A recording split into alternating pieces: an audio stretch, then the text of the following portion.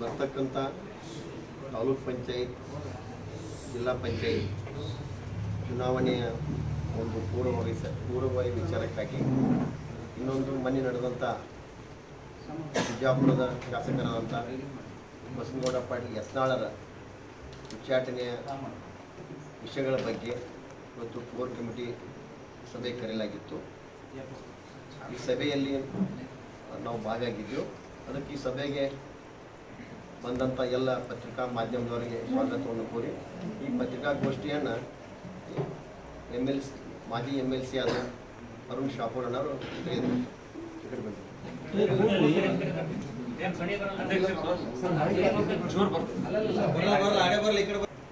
Sir, ಇವತ್ತು ಭಾರತೀಯ ಜನತಾ ಪಾರ್ಟಿಯ ಜಿಲ್ಲಾ ಕೋರ್ ಕಮಿಟಿ ಸಭೆ ಕರೆಯಲಾಗಿತ್ತು.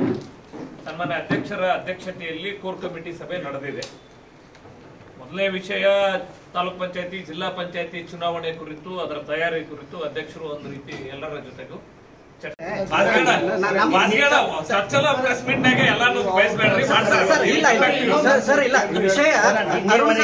ವಿಷಯ ಗಂಭೀರ ಇರೋದ್ರಿಂದ ವ್ಯಾಪಕವಾಗಿ ಚರ್ಚೆ ಆಗ್ತಾ ಇರೋದ್ರಿಂದ, ರಾಜ್ಯ ಮಟ್ಟದಲ್ಲಿ ಚರ್ಚೆ ಆಗ್ತಾ ಇರೋದ್ರಿಂದ ಮೇನ್ ರಾಜ್ಯಕ್ಕೆ ಹೋಗ್ತಾ ಇರೋ ಸುದ್ದಿ ವಿಜಯಪುರದಿಂದಾನೆ.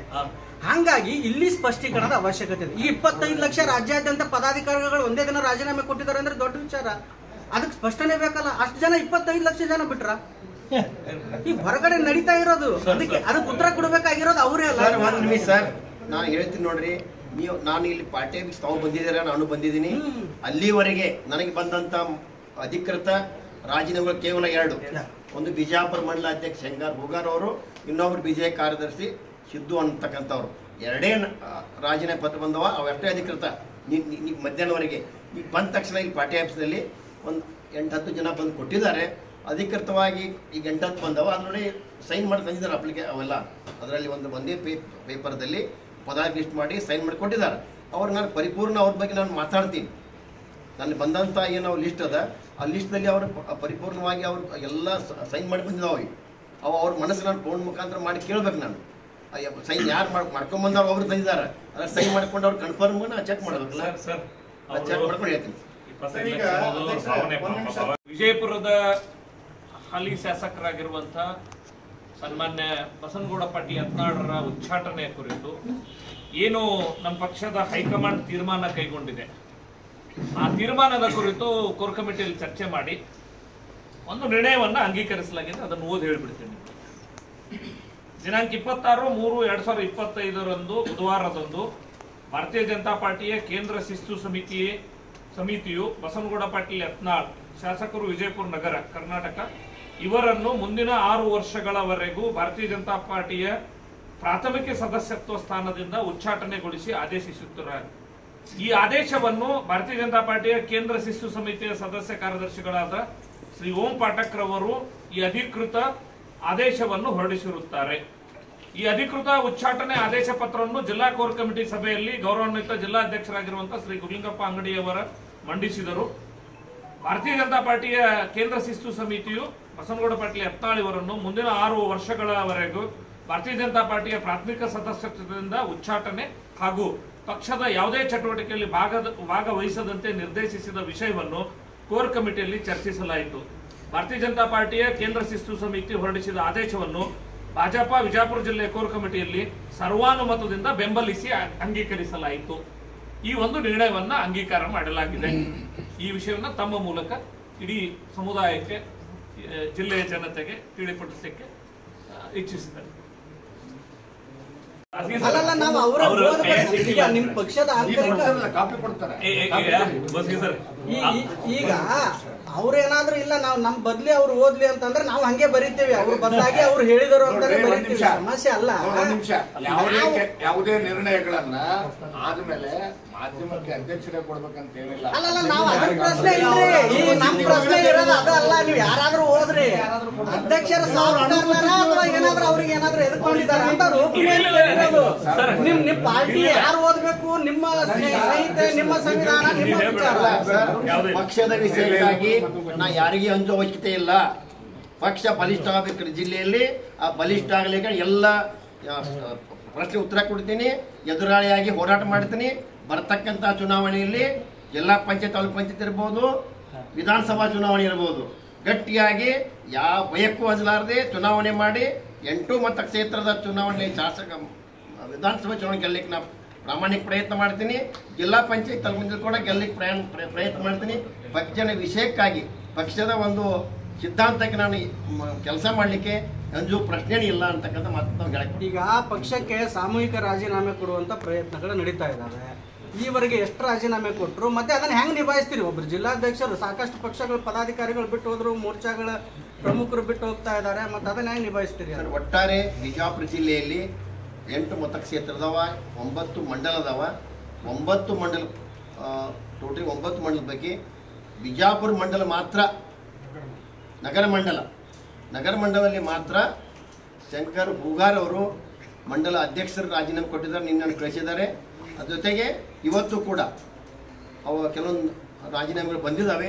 ಅವು ಪರಿಶೀಲನೆ ಮಾಡಿ ಅದ್ರ ಬಗ್ಗೆ ಪರಿಪೂರ್ಣವಾದಂತ ಮಾಹಿತಿಯನ್ನು ತಮ್ಮ ಕೊಡ್ತೀನಿ. ಒಟ್ಟು ಎಷ್ಟು ಬಂದಿದ್ದಾವೆ ಸರ್ ಈವರೆಗೆ? 1,20,000 ಮಂದಿ ರಾಜೀನಾಮೆ ಕೊಟ್ಟಿದ್ದಾರೆ ಅಂತಕ್ಕಂಥದ್ದು ಹೇಳ್ತಾರೆ ಮಾಧ್ಯಮದಲ್ಲಿ. ಅದ್ರ ಬಗ್ಗೆ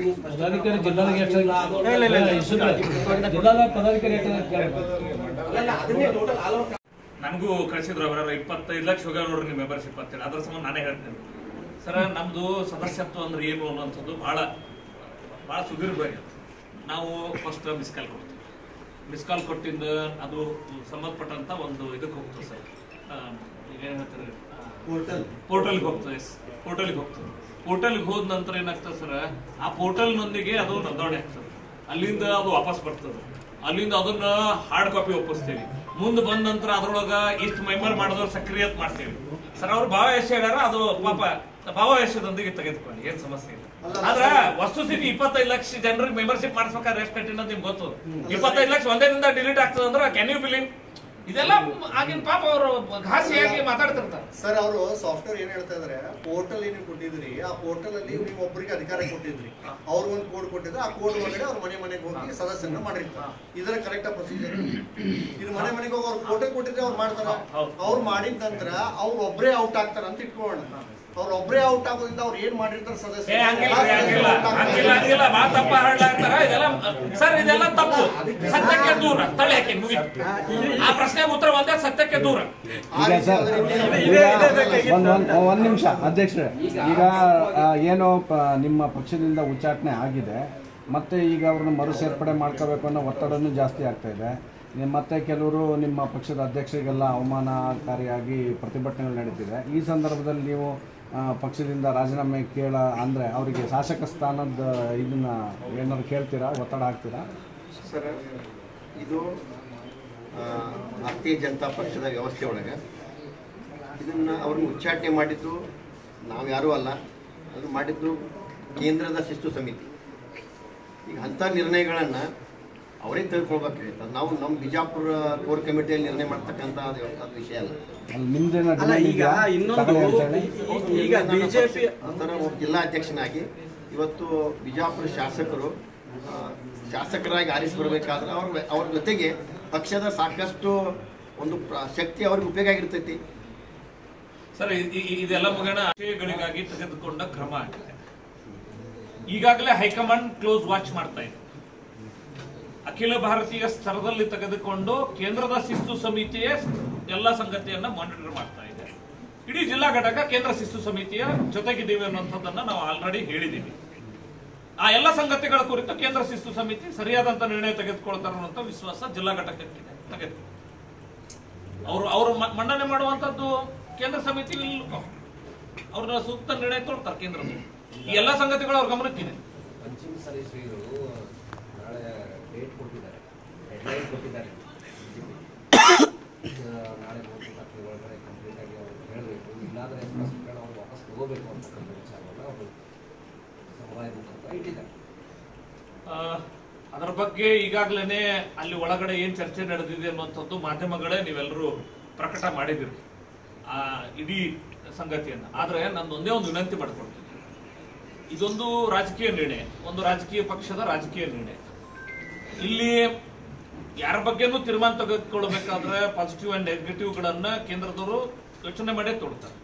ಒಬ್ಬ ವ್ಯಕ್ತಿ ಯಾವಾಗ ಈ ರೀತಿ ಜಾತಿಯನ್ನ ಎಳೆದು ತರುವಂತ ಕೆಲಸ ಮಾಡ್ತಾರಂದ್ರೆ ವೈಯಕ್ತಿಕವಾಗಿ ಬಲಹೀನರಾದಾಗ ರಾಜಕೀಯವನ್ನ ರಾಜಕೀಯವಾಗಿ ಎದುರಿಸಬೇಕು. ಇದ್ರೊಳಗೆ ಜಾತಿ ಧರ್ಮಗಳ ಪ್ರಶ್ನೆ ಬರಲ್ಲ. ಅವರೊಂದಿಷ್ಟೇನೋ ಟೀಕೆ ಟಿಪ್ಪಣಿಗಳೇ ಮಾಡ್ಯಾರ, ಅದಕ್ಕೆ ಅನುಗುಣವಾಗಿ ಎಕ್ಸ್ಪ್ಲನೇಷನ್ ಕೇಳಿದ್ರು, ಇವರೊಂದು ಎಕ್ಸ್ಪ್ಲನೇಷನ್ ಕೊಟ್ಟಿದ್ರು, ಅದೊಂದು ರಾಜಕೀಯ ನಿರ್ಣಯ ಹೊರಬಿದ್ದಿದೆ. ಇದನ್ನ ರಾಜಕೀಯವಾಗಿನೇ ಯೋಚನೆ ಮಾಡಬೇಕು. ನಾನು ಶ್ರೀಗಳಲ್ಲಿ ಬಹಳ ಗೌರವ ಅದ. ನೀವು ಒಂದು ಬಹಳ ದೊಡ್ಡ ಸಮುದಾಯವನ್ನು ಪ್ರತಿನಿಧಿಸಿ ನೀವು ಮಾತಾಡ್ತಿದ್ದೀರಿ. ನೀವು ಹೇಳಬೇಕಾದ್ರೆ ರಾಜಕೀಯ ವಿಷಯವನ್ನ ಯಾಕೆ ಅದಕ್ಕೆ ಜಾತಿಗೆ ತೆಗೆದುಕೊಂಡು ಹೋಗೋ ಕೆಲಸ ಮಾಡ್ತೀರಿ? ದಯವಿಟ್ಟು ಮಾಡಬೇಡ್ರಿ ಅಂತ ಕೈ ಮುಗಿತೀವಿ. ಇದು ರಾಜಕೀಯವಾಗನೇ ಚರ್ಚೆ ಆಗುವಂತದ್ದು ಆಗ್ಬೇಕು ಅನ್ನೋಂಥದ್ದು ಬಹಳ ಸ್ಪಷ್ಟವಾಗಿದೆ. ಆ ಮೆರಿಟ್ ಡಿಮೆರಿಟ್ ಅನ್ನ ಕೇಂದ್ರದಲ್ಲಿ ಚರ್ಚೆ ಮಾಡಿಬಿಟ್ಟು ಕೇಂದ್ರದವ್ರು ತೀರ್ಮಾನ ಮಾಡ್ತಾರೆ.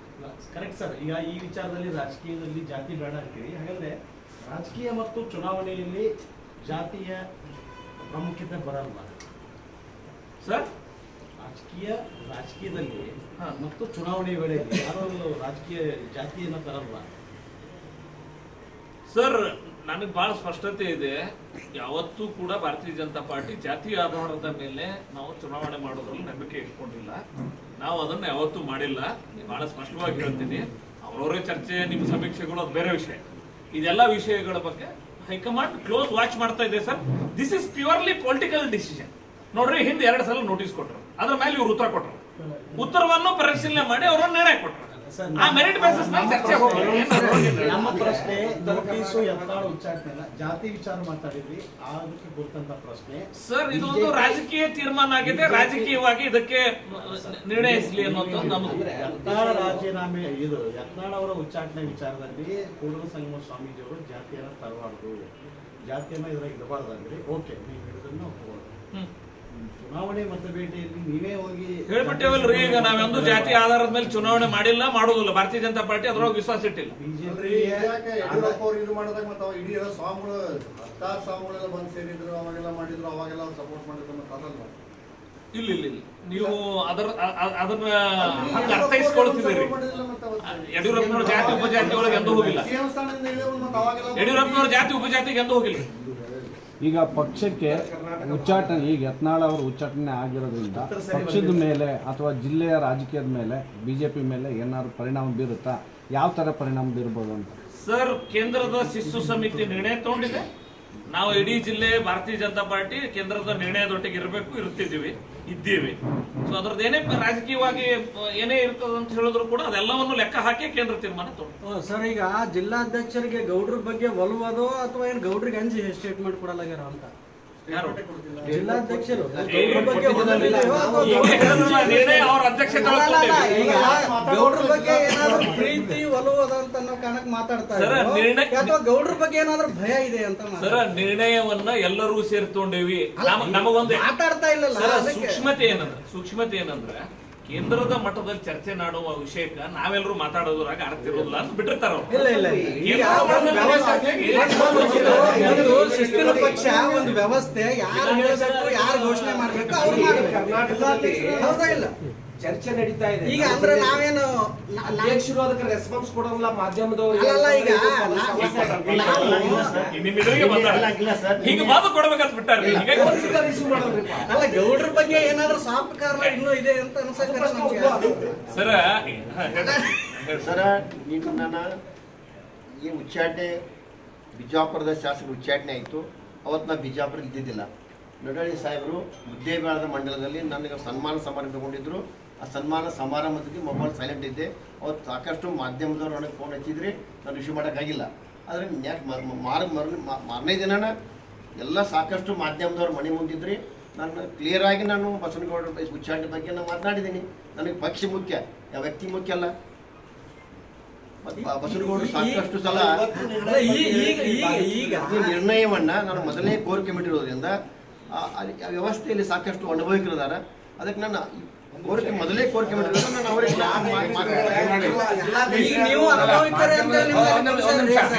ಮಾಧ್ಯಮದ ಸ್ನೇಹಿತರು ಹೇಳಿಕ್ ಬಯಸ್ತೇನೆ. ಕೋರ್ ಕಮಿಟಿ ನಿರ್ಣಯವನ್ನ ಅಧ್ಯಕ್ಷರು ಓದ್ಬೇಕಂತ ಏನಿಲ್ವಲ್ಲ.